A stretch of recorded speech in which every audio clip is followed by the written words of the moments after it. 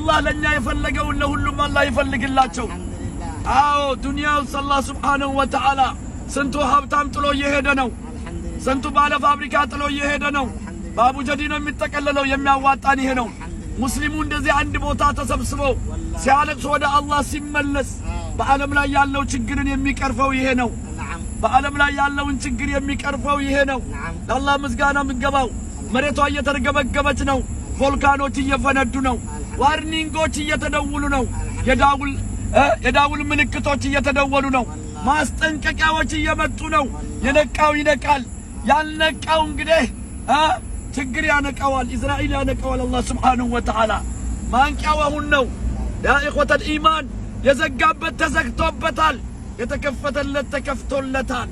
አዎ አላህ ሱብሓነሁ መዘጋት ችግር የለውም። መዘጋቱንም ወዶ መከፈቱ የመከፈቱ ጠላት የሚሆን ነው ትልቁ ችግር። አላሁመ ሰል